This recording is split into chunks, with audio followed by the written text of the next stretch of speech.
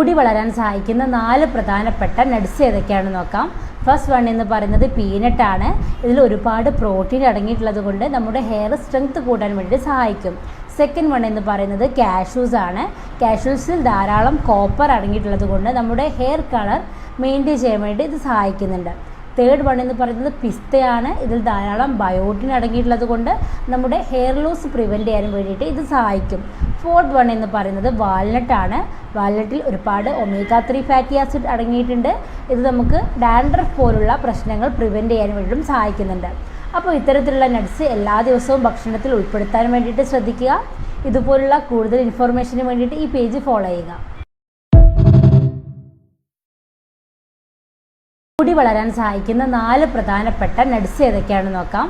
First one എന്ന് പറയുന്നത് peanut ആണ്.